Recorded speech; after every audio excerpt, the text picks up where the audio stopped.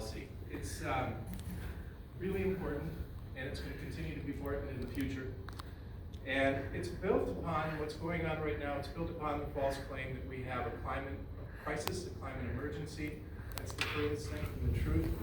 Covering two really big topics here. I'm going to move really fast through a lot of slides, but most of them are just a few sentences, so it'll go pretty quickly. And when we get to questions and answers and discussion afterwards, we can go back and take a look at any of them that we'd like to do. So I'll just kind of clip along here a little bit. Chris introduced me a little bit. Frank Lassay served in the state legislature. My wife and I together, we're a blended family. We have 7 children.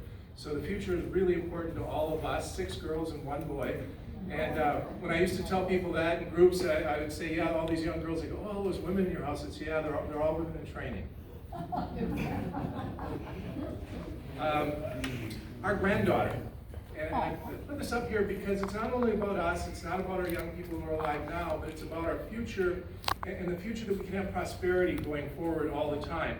And really, energy is required for a good life. We all take energy for granted. We just really don't think about it until you don't have it. And we're coming into a period where we're not going to have enough, and I'll talk about that. And like I said, likely not for long. Our world population has grown from 1900, about 1.6 billion people, to almost 8 billion this year. They're supposed to be real close to tapping 8 billion people now. China and India together each have almost 1.4 billion people. So between those, they're more than a third of the whole world's population. And they don't take energy for granted. They are growing their energy supplies tremendously.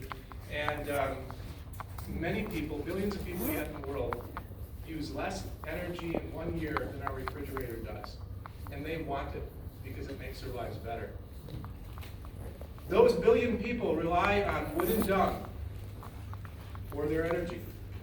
Women cook over it, they spend big parts of the day going out and finding it, and then burning it and breathing it, and those particulates and all those things are really what is very hard. And until only 150 years ago, that was the primary way that people heated their homes, cooked, lived.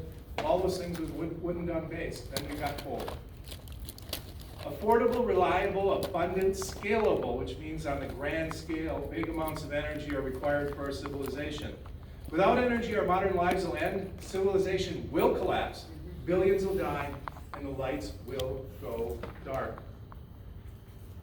Energy shortages cause higher prices through everything because energy is baked into everything we do, buy, or consume. Even watching Netflix or using the computer and using the internet takes huge amounts of energy that we just take for granted.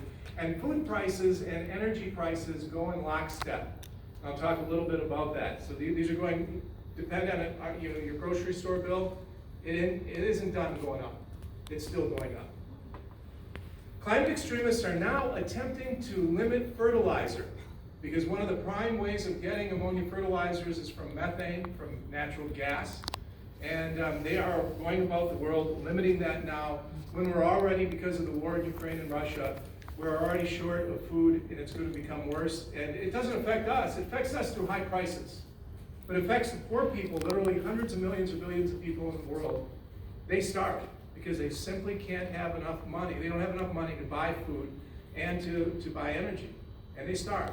So Netherlands, Ireland, New Zealand, Canada have all proposed a 30% reduction in nitrogen.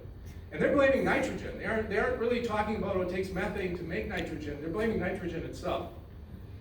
This will lower food production, and it'll put a number of farmers out of business. They're fighting back in Europe, and they're fighting back in other places as well, because high energy prices, most fertilizer companies now in Europe are not producing any fertilizer or almost none. Next year, food is going to become even more scarce. Sri Lanka, they went organic overnight. They outlawed fertilizers a couple of years ago, and their economy has imploded. Their economy has gone under. Their food crop, their harvest went down by 20 to 40% in a single year. People there are starving. They've had mass riots, and they don't have enough money now to buy fuel. And for a while, they made it illegal for regular people to buy gas, even if you could afford it. And the reason the climate people are out there, I want to say climate crazies, I guess I'm amongst the Republican crowd, The reason they're citing this is they want to limit nitrogen. They say nitrogen pollution, and if you put too much on, it will get you an algae bloom. It will grow, and nobody wants to do it. Fertilizer is a major input for farmers, and I know farmers. I have farmers, a lot of them in my district. They don't want to waste money. It doesn't make any sense to put extra fertilizer on your field and have it run off into the stream because it costs you money and it damages the stream. And they're working on not doing those sort of things. So it's interesting. 78% of the air we're breathing right now is nitrogen. If they're successful, they will starve billions, and starving people on purpose is evil. High food and energy prices, you probably won't see it because our mainstream media is not covering it at all. But there are riots around the world right now, in Europe, in Africa, in Asia, because of high food and energy prices. It creates civil unrest, political unrest, and it does provide a way to control people. Because if you aren't a slave to just getting your food and energy, you're under their thumb. And the whole idea, and this is what I think this whole movement is about, ultimately, is control and creating a huge amount of money for the UN and for politicians. And the bill the Democrats just passed actually does that with $369 billion. A whole lot of it is just in slush funds waiting to be spent. Limiting food supplies will force starvation and high food prices. Energy is the food supply for our economic and our lives. So energy and food are related, and energy really drives the economy. It's the food for the economy.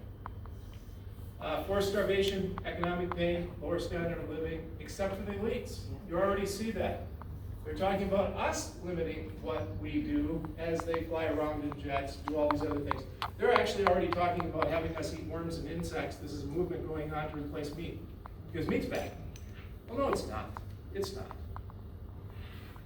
Now, most of us have really no idea, and I'm going to inform you on how much energy we use in the world. It really is incredible. It is amazing how much energy we use. Energy improves our lives. The upper left-hand corner is CO2. Those are emissions driven by using energy. This is too small for me to see.